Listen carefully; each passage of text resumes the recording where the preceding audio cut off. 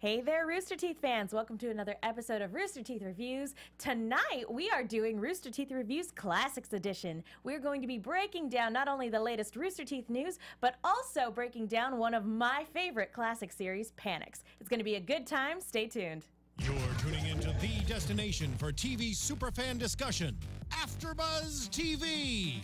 And now, let the buzz begin. Hey guys, it's good to be back. I'm so excited. Well, last week we went on a deep shipping dive, and I feel like this is a personal gift to me because now we're going straight into the series that I really wanted to review for our classics. We've stayed in the darkness. And now we're covering PANICS. There is no light this week. No light can escape. Anyway, hey there, Rooster Teeth fans. Welcome back to Rooster Teeth Reviews.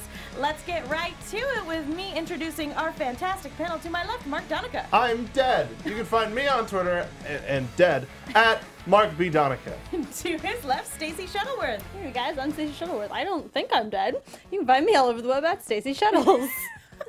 To her left, Katie Cullen. Hi, my buddies. I am out of blood, and you can find me all over the social medias at Kiaxet. That is Kiaxet. So the jury's still out on if you're dead or not, but you're out of blood.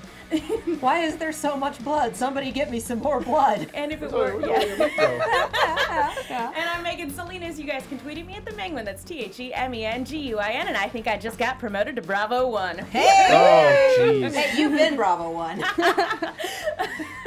Well, it's no secret that I'm really excited about tonight's episode. You guys know me. I'm a huge fan of horror. I'm a huge fan of horror comedy. I love it when Rooster Teeth kind of delves into that area. And one of the reasons I've been so excited for Bloodfest is because of my deep love for PANICS, this silly little one-shot series that they did.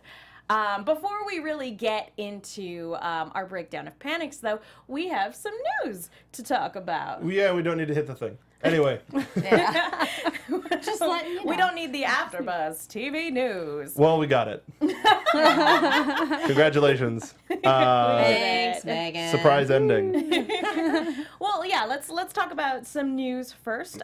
First on the list of things to break down is that there was a community announcement earlier this week talking about how this year's Rooster Teeth's year of community, and I kind of feel like they really have been hitting home with that with their line of female clothing and just their overall emphasis on reaching out to various groups within the fan base. And so as part of their year of community, they have something special planned for Rooster Teeth Auction, or Rooster Teeth at Austin. RTX is the word I'm looking for. I'm the dead You one. got there. The charity auction is a completely different ball of wax. Completely different.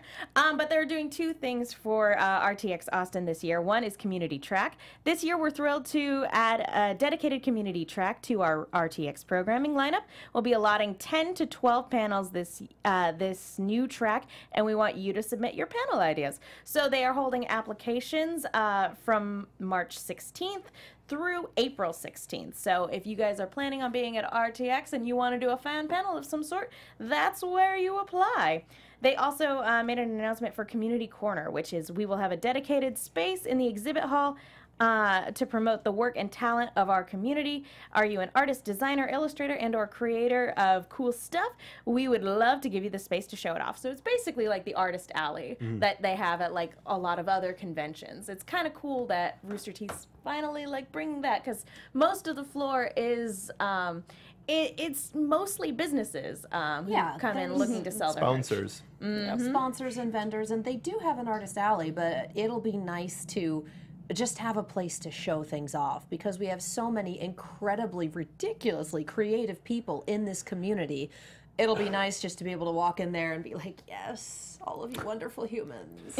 Imperial Waltz in chat is calling for us to do a shipping panel and a crossover shipping panel to make my ears bleed. Just for you, Mark. Just for me. One thing I will say is I do think that 10 to 12 community panels is a little bit on the small side, just for the sheer amount of community, because like the schedule's changed, and the whole idea of RTX has been changing over these past couple of years, and they're sort of optimizing it and refining it.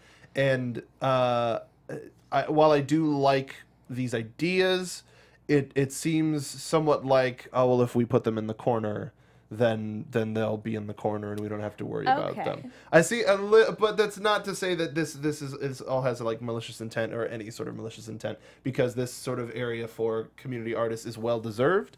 But the 10 to 12 legitimately worries me on if we can get a panel this year. Yeah. Because that's not a lot. We shall see. For whatever it's worth, it is nice that panel applications are open again this year, because last year if I'm recalling this correctly, there was not an open call.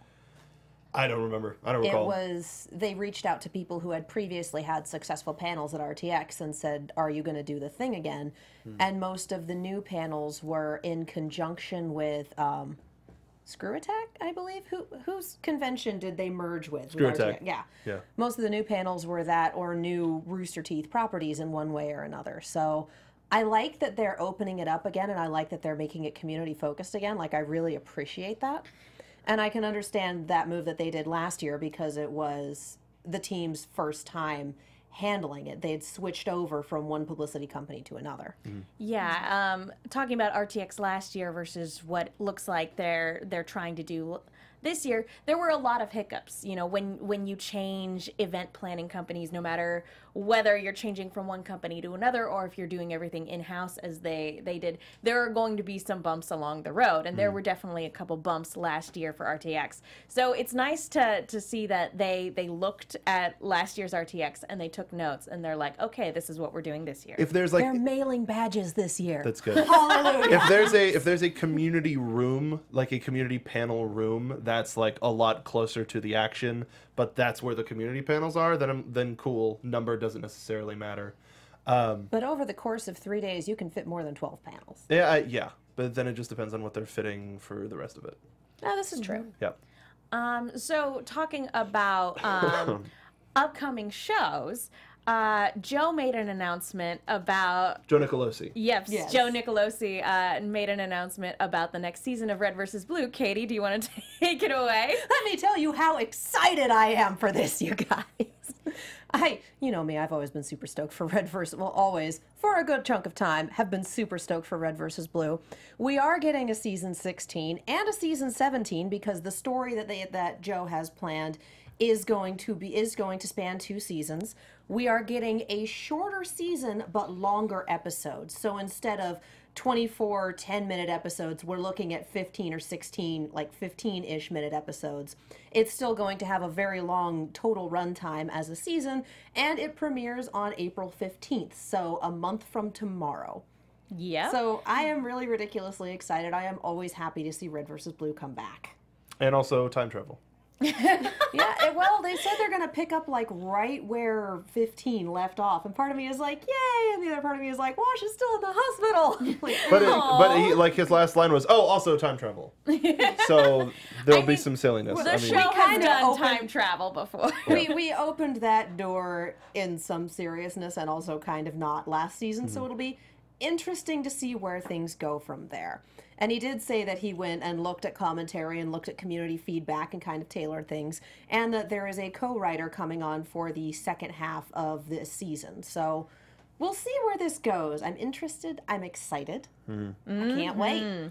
We got a month. Indeed. Jason Waite is the co-writer, so he's going to be helping out because Joe is working on another project at Rooster Teeth, which he can't elaborate on. Quote original IP.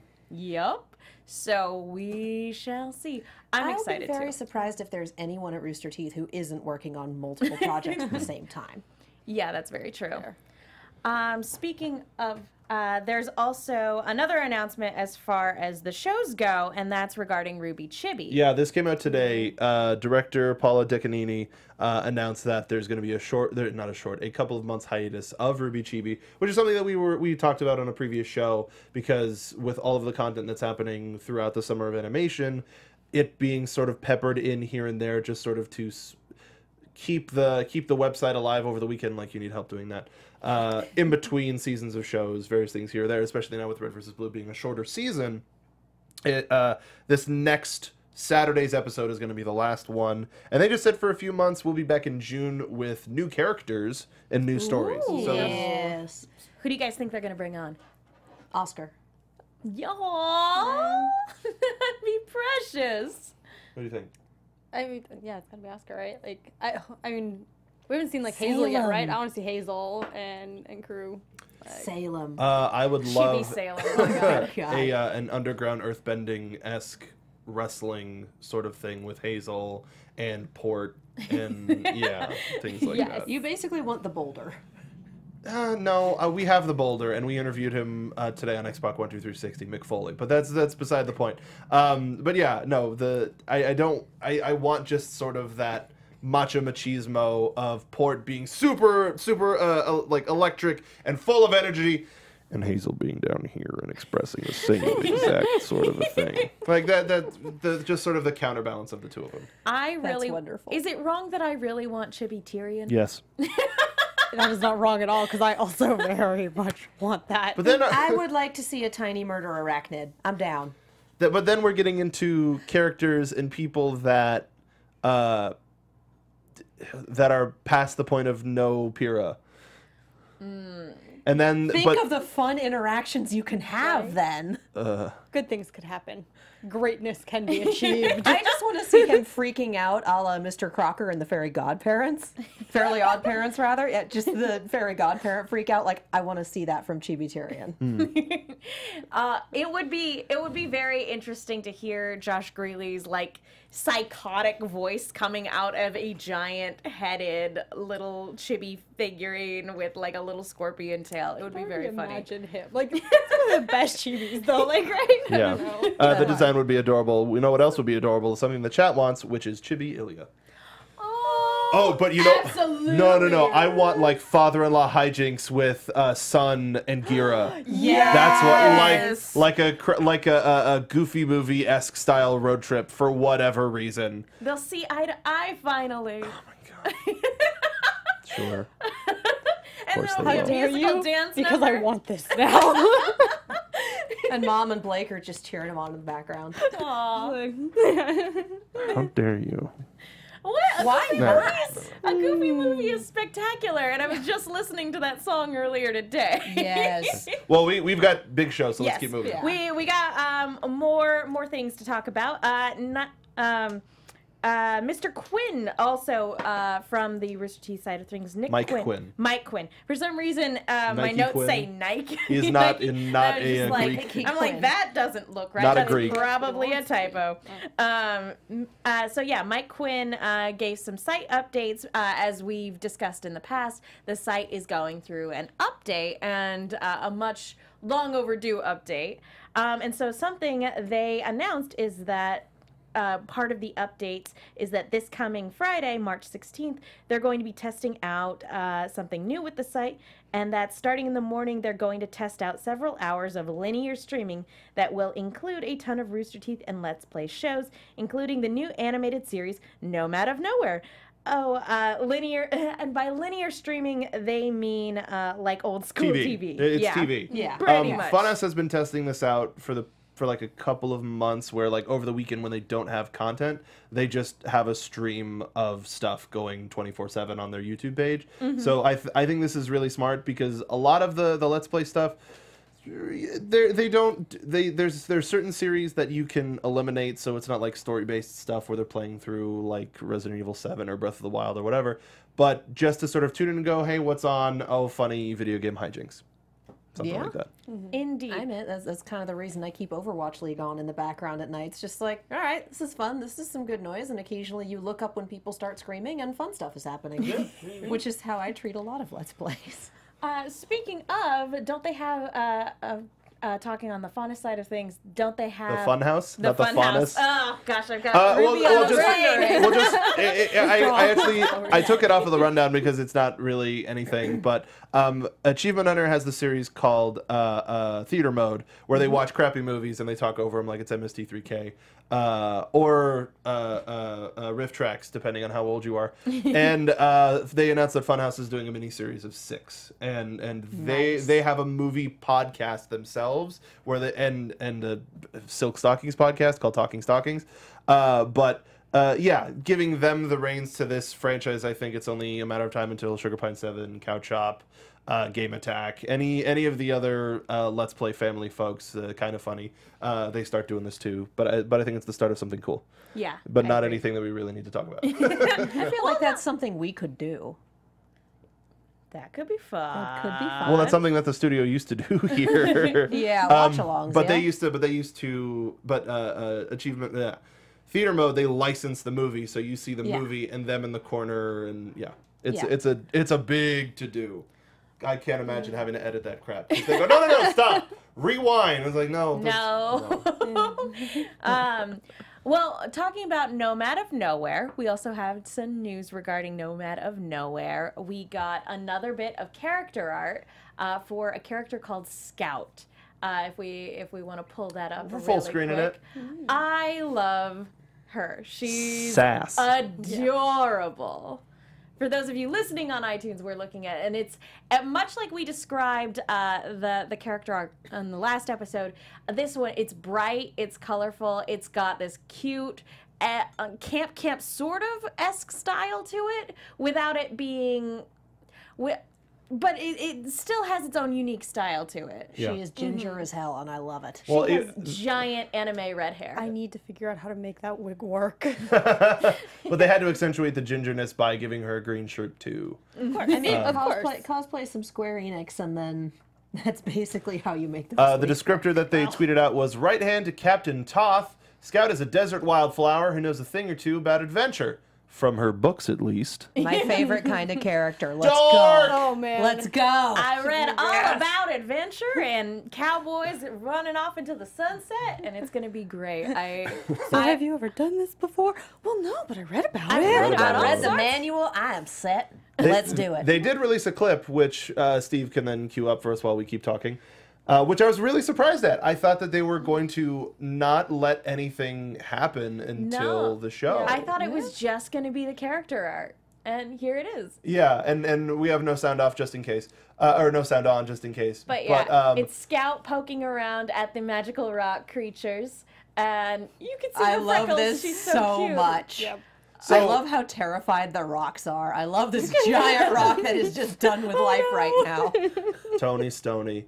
Does anybody know? Has anybody heard about who voices Scout? No. No, but listening to it, I was like, is that Elizabeth? Is that Elizabeth To Maxwell? me, it sounds a little bit like Sam to me. A little bit, but it sounds like Nikki to me. But it was the screaming that had me think more Nora. It could be. And she's already played a ginger, so I was We'll looking find out for soon it. enough, I I was think. looking for it, and I was like, is this on anyone's Twitter? Is it on IMDb yet? I wasn't able to find anything officially, but yeah, my bet would either be Elizabeth or Sam, for sure. Anybody else? I am so Place your bets. bad at picking this out. I'm Yeah, just going to voices. sit here and kick back and enjoy the hell out of it when it comes out the day after tomorrow. Oh my God, where did March Whoa. go? It's Where did March tomorrow go? is the Ides of March. I am aware. Hey, Imperial Waltz says, I demand rock plushies. I need it in yeah. my life. Yes. And Jesus Yeah. Pando says, rock pillows! If there Yeah. are not rock plushies available at Oh, okay. RTX for purchase, I will be sorely disappointed in their marketing department. And both I Pepsi mean, Fan and if Imperial that- Waltz have confirmed that. Samantha said, it's not me. Okay. So there's that. If there aren't rock plushies available at the official store, there's going to be something in Artist Alley. Let's be 100% There will real. both. There will be Yeah. something in Artist Alley, but it took 2 years for us to get a platypus. Yes. Yeah. So, Aw. I'm just It saying. took I'm even just saying. longer. Do we have a beacon mug yet? Oh, Beacon was early. It Yeah, was like okay. season 2 or 3. Yeah, I have a Beacon mug. I'm just trying to remember what mug it is that everyone was screaming for Then that again, took 1,000 years to maybe come we out. shouldn't rush the plushies. Maybe we shouldn't rush the plushies lest we have another Pura incident. It was the Nope mug from Camp Camp, and we have that. That was the one that people wanted. They saw Max have it and then went, and then they made it. Yeah. I just need to fix something real quick. I'll be right back. Sorry.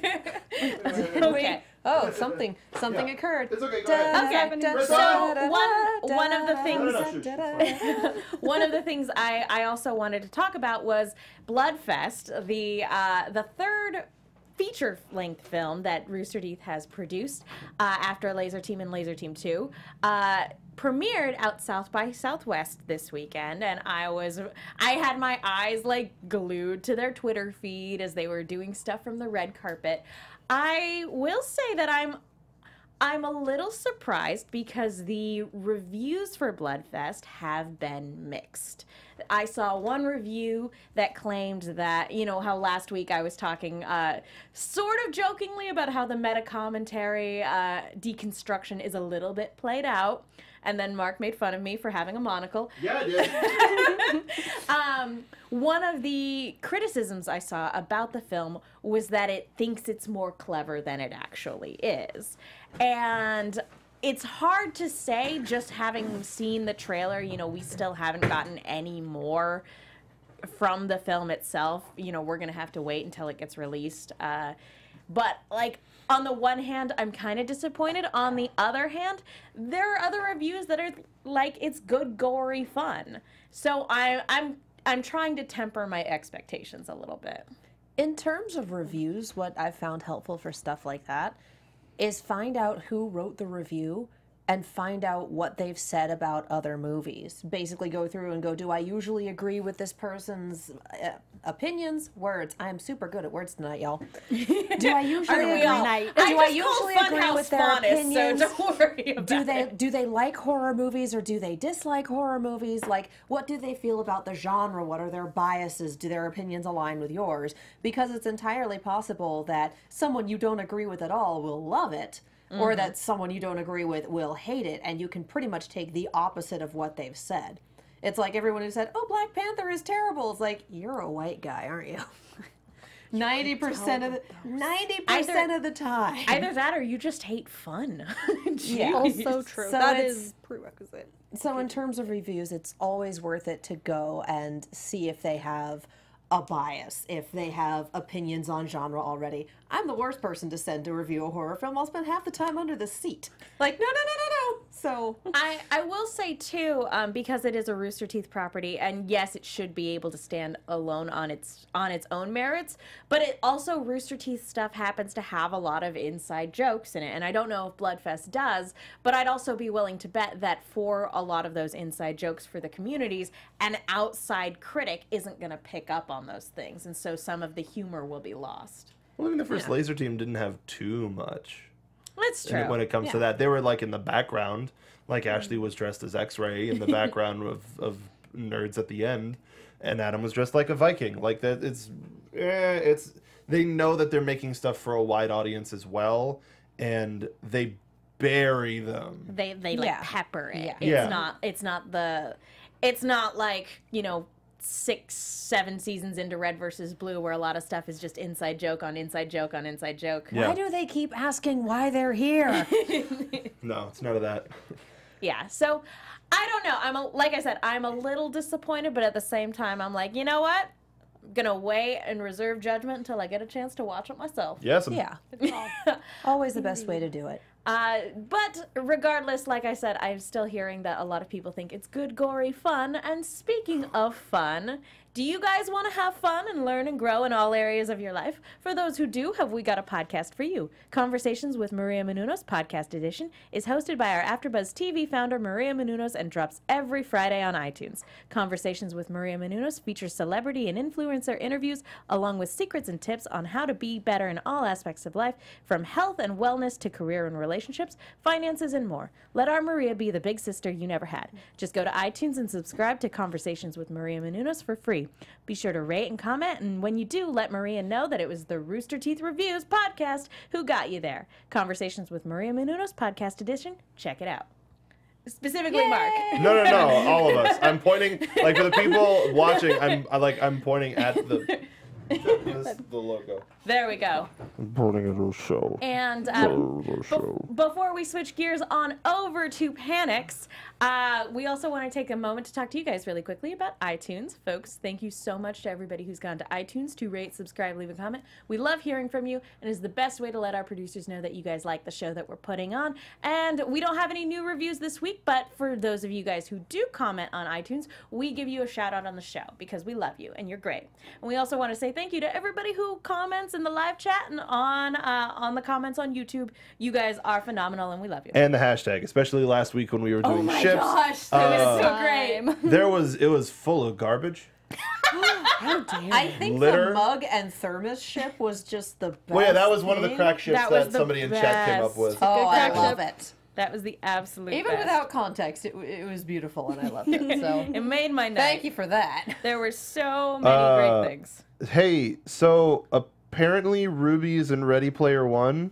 What? Ruby Rose? Makes sense. RT mentioned it. Wow. So Did the studio license it? I guess we'll find out. I would hope so. Also, to all the people who offended that I'm not calling you trash. You're not trash.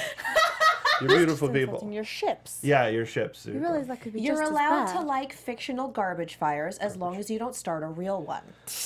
I will burn this Advice to live studio by. to the ground. Yeah. Yeah. All Say, right. I'm in the Voltron fandom. You have to live by that advice. Oh, You know what? I just live in Any the dumpster. fandom. Live in the dumpster. It's fine. Okay, guys. I want to talk about PANICS now. I bet you do. I do. So this is the story of people acting normal in crazy-ass situations. This was a one-shot that Rooster Teeth did back in 2005. Jesus. They were commissioned to do 12 years. Yes, it's that old. I actually have a distinct memory of catching one of these episodes completely out of context on G4 because they were airing them in between shows during commercial breaks. Like that's how old.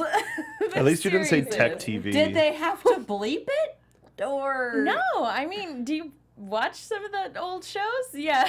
Well, I don't remember them swearing that heavily. The episode that I saw was the third one where there weren't really That's any true. F-bombs being dropped That's as far as true. I could tell. None swears. None swears. So yeah, I'm sure they bleeped the first couple episodes. Anyway, so yes, the story of PANICS is for those of you who have not seen it. See it. Is yes, It's absolutely. all free, and it's been Pause 13 years. Pause this, go to the RT site and watch it. Go to YouTube. Rooster Teeth has all the episodes uploaded there. It's like 15 minutes of your time, and it's so worth it. Including bonus. Including bonus Including content. bonus content. Yeah. Including the bonus content Yeah. of the extra episode that acted as a prequel and the outtakes blooper reel, which also is delightful. So yes, it is the story of Bravo Team. They are a group of what appears to be either a government organization or a privately funded task force who go up against the supernatural. And Bravo Team has been called in to take a look at this one supernatural place, and newcomer Frank is on his first day on his first mission. And that's sort of where the series starts out. I want to ask, because it's very blatantly clear that I love this one shot. What were your all initial first impressions of it? And is this your first time viewing it? Because I know, Katie, I know I made you watch it with me at some point. I have quoted that dinner fuck line at you enough that, yes. Stacey, was this your first time watching This it? was new to me. Welcome It was to hell. wonderful. I'm pretty sure I was sold on the series the minute a line went, oh my god, if somebody doesn't help me, I'm not going to be alive. Yeah, that's my kind of humor. I'm here. Mark? I'm pretty sure I watched this when it came out. I didn't rewatch it too much, just because. No, just cause. But rewatching it, I was like, damn, was this as short as Red vs. Blue episodes were as well? Like, little were they shorter. 2.5 to 3 minutes long? They were like 3 to 5. Yeah, because these were super short. Whereas now they would put this out as a literal one shot instead of like a short series. But it's still in that original RVB time to where I was like, that's Donut, that's it's picking people out. That's Griff. That's Well, Griff didn't Church. Jeff didn't show up till the end. He was a part of Alpha Team. As did Tucker, yes. As did Tucker. Those jerks on Alpha Team. Yeah. And of course, Church died. Yeah, naturally. Now that would be something as if Church was in Ready Player One, like trying to get a sniper rifle working, and he just he got shot by a tank. That would be a deep cut. That's a very deep cut. Also, that's technically a Spartan, which would cost even more money than just be church. Yeah. But yeah, I watched it when it came out, but this didn't stick with me. See, it really did stick with me. Like I said, I watched one episode out of context on G4. I didn't actually watch the series in its entirety until my freshman year of college, which was about a year and a half after it came out. Oh. After it came out, 2006. A year ago. I'm old. 1 year ago. Yes, many a year ago. So yeah, this was one of those series who I got a friend of mine watching Red versus Blue. I also threw this at her, and we quoted this at each other incessantly, nonstop. Particularly, he's got to have his leg, because at one point she broke her toe, and she's like, "I needed my toe." She's got to have her toe. So this was definitely one of those series. This one stuck with me, and I think part of that is my love of horror and horror comedy. But this was one where a lot of that Red versus Blue writing definitely permeated through. And this was kind of the series that kind of convinced me that machinima works outside of Red versus Blue. Because up until that point, Red versus Blue had been pretty much the only machinima I had been exposed to, and I wasn't entirely sure that other storytellers could really make it work because I just hadn't seen very much of it. And then watching this, I'm like, no, it absolutely can work outside of Red versus Blue and outside of Halo. So yeah, that was my initial thought of the series. And this it's kind of different because this was one of the first that they did in conjunction with. Because they started doing Red versus Blue, and then it was one of the ones they did in conjunction with other games like The Sims with the Strangerhood. This was like one of the first licensed, like, hey, we want you to do something for us. Yeah. Like Fear reached out to them. Monolith Productions as part of the Director Edition tie-in for Fear, which actually I wanted to ask you guys, because you guys are more of the video game experts. Did you have any experience playing Fear? Or was that something you guys opted out of because survival horror is not your deal? I'm familiar with the story, actually, and it's another one of those really, really messed up, like, we took the child from the mother and there was murder involved and there's all sorts of, like, it's one of those ones where the backstory is hilariously messed up when you step back and look at it. They basically did experiments on Samara from The Ring, right? Kind of, yeah. And now you suffer Alma. the consequences. Yeah, the Alma being they. By the time they got to Fear 3, it got really weird, but like It even started weirder. weird, Well, let's no, be but real. like then no, like but like bad weird, like not good weird, bad weird. But this was actually one of those franchises where it was like, oh, it's a little bit more action than horror. Yeah, I'll give it a shot. I didn't last very long, just because being 12 years old when this came out. Things you should not have been playing at 12. No. Yes, I was 12 in 2005. That's the joke. But it was just like not having a lot of money, so that was like a Blockbuster thing, or a Hollywood Video thing, where it was like, going right back, thank you. But not. I didn't like then get invested in the Fear franchise, but I like alternate stuff like this, where it's like, oh, I have a tendril in the vicinity of this intellectual property, and I was like, oh, hey, Fear, great. And I really liked the meta game design jokes, like, oh, just the same poorly lit hallways and doorways with no doors. That was These are weird decorator.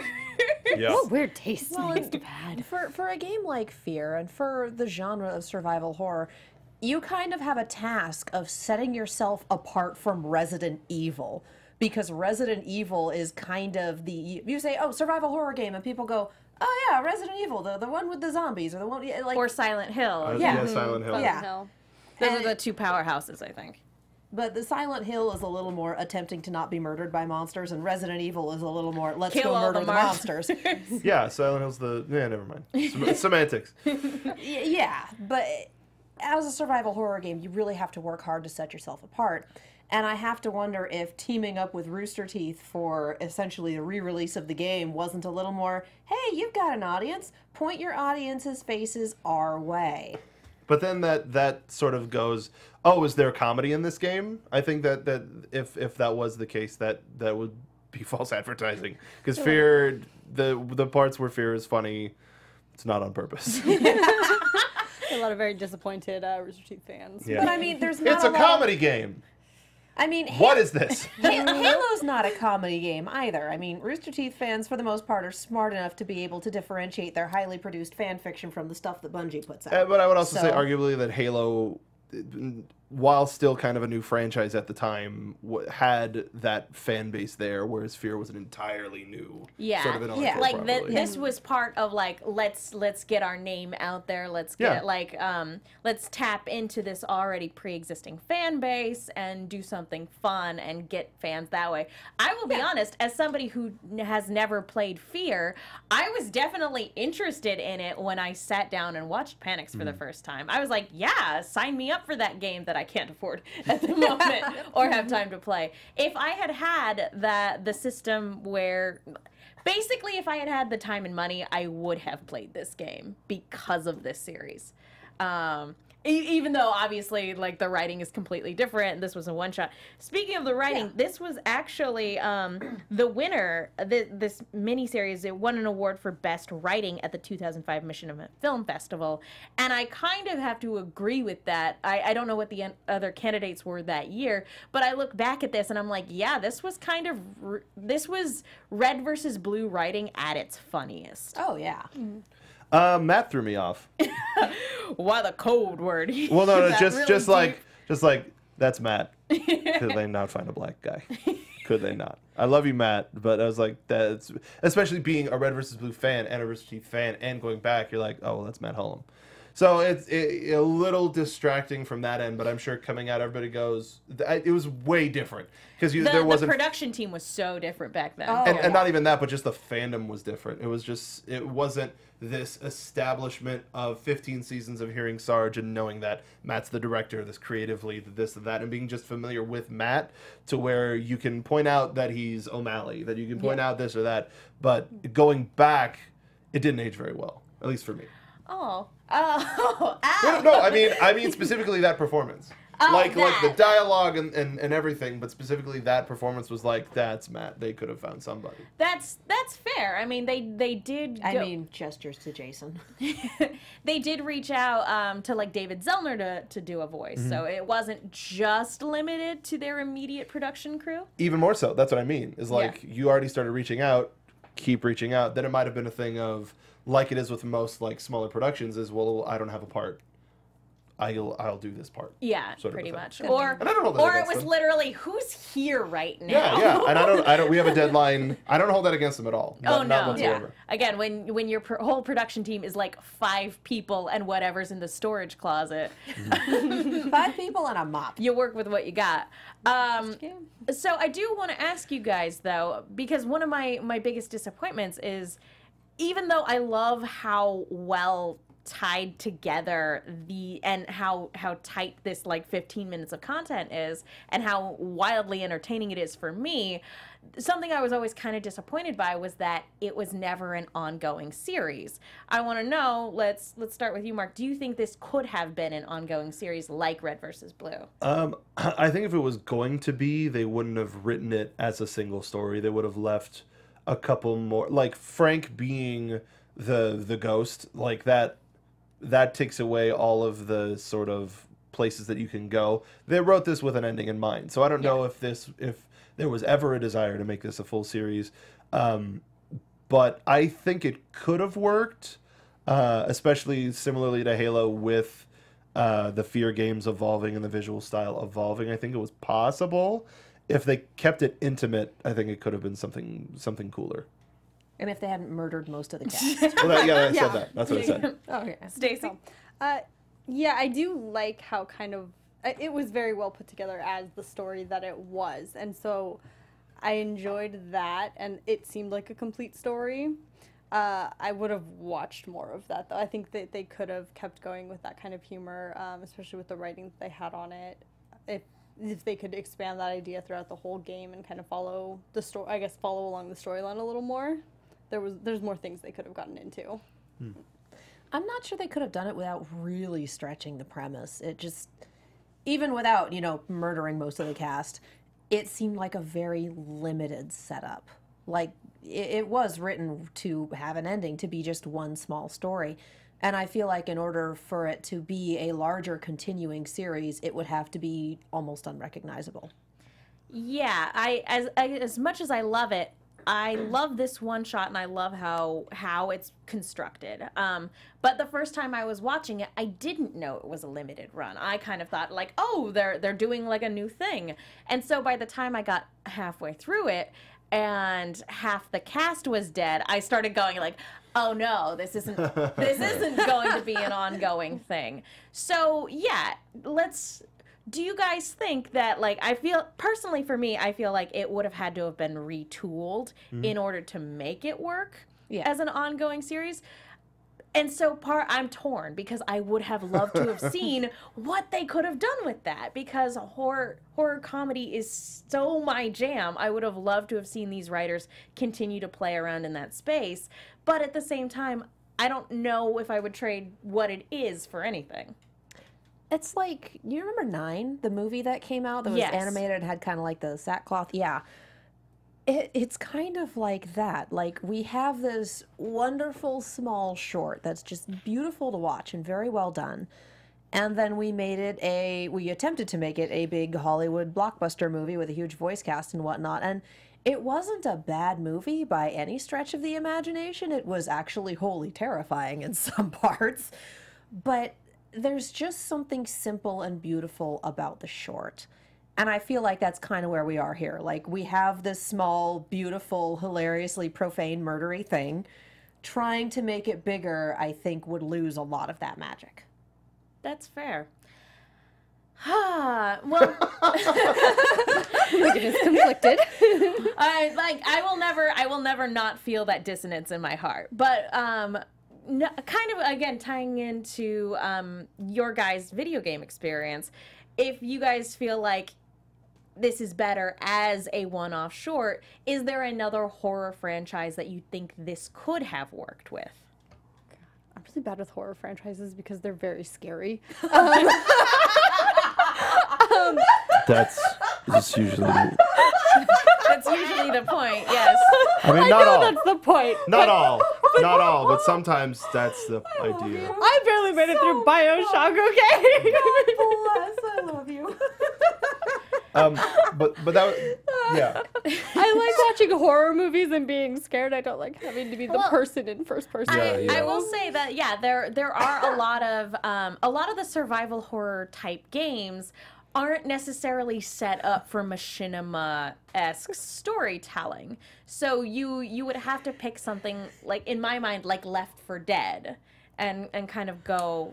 I think Rooster Teeth could do a hell of a Left 4 Dead show. Oh, yeah. But not as machinima, but as live action, I think. Now they kind of are. Do you think this could have worked better as a live action series? This, no. No, for fear, like, if you, especially at that time, you want that Red versus Blue crossover, this makes sense. You have that, hey, Chief, where'd all your meat go? Like that level of humor and attention to just, because why not? But I think they should, not just with Bloodfest, but I think in terms of machinima, I think they could, or animation in general, they could return to some sort of a comedy horror type of a thing. Excuse me, especially now in the gaming landscape, horror games are kind of a dime a dozen. You know, you could probably go on Humble Bundle and get a dozen for 10 cents. Like, I'm not even exaggerating. So I think that there's an opportunity there, and even where you start as a series and then go into a game, day 5 game confirmed. That I think that it's possible. My only reservation with saying that, yeah, this totally could have worked with another franchise, is that a lot of the modern survival horror are done from a first-person perspective right now. Outlast was first-person. Even Resident Evil moved to first-person. Yeah. All the current trendy Steam games like Five Nights at Freddy's, all of these are locked into the first-person perspective. That was actually my answer. On the computer. Because those models for everything are all available online, and the fan game game for FNAF has been ridiculously strong. Like, I can definitely see a FNAF machinima. I would be down. And then chat, God bless them, came up with my single favorite answer. Thank you, Pepsi Fan 24. Doki Doki Literature Club machinima. Yeah. My God. Yes. Then I would want that to be live action. Please. I feel like if you're gonna do horror comedy, a lot of the more shock value stuff, like again, Chief, where'd all your flesh go? Like that would be really super horrifying in live action, but because it's rendered in this game machine, it's easier to take. So a lot of Doki Doki stuff was super horrifying just in the game. Some of that going live action would just be like, and we're done.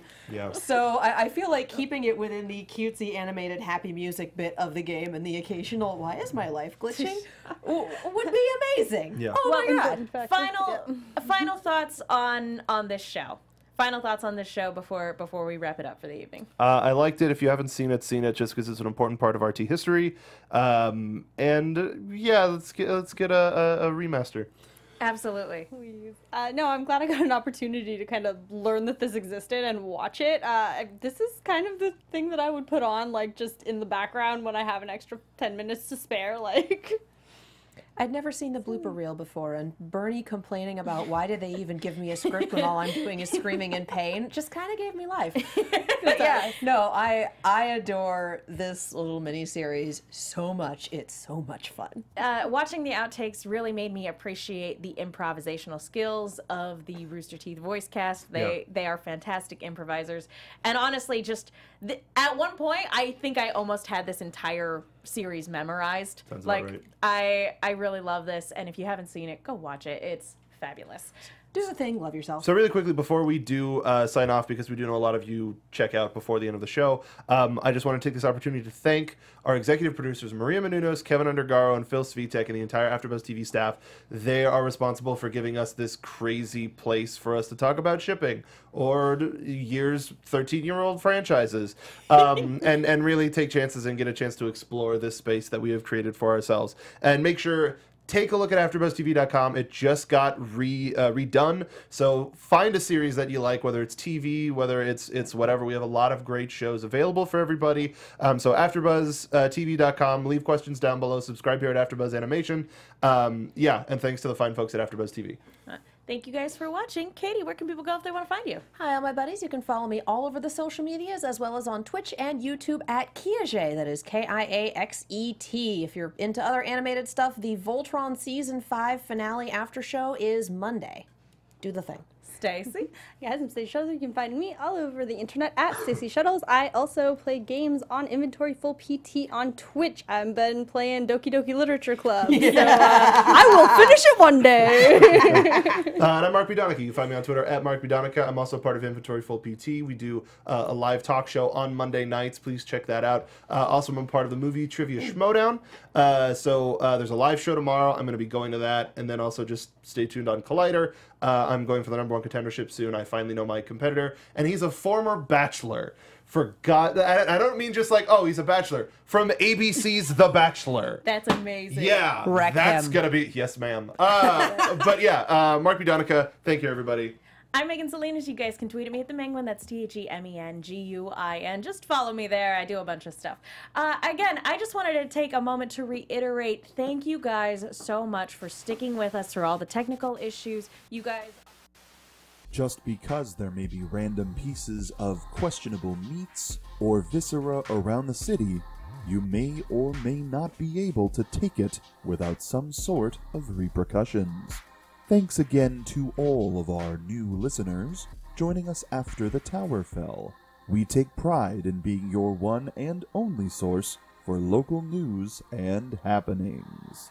Bundle up, stay warm, and don't run if the Atlesian soldiers knock on your door. If you hear a knock at your door, window, floor, or left ventricle, don't hesitate to let in whatever is on the other side. Remember that we are live at 7 on this channel, depending on whether or not the creatures of Grimm have overtaken the streets, causing minor traffic jams. And as always, listeners, Good night, Vale. Good night.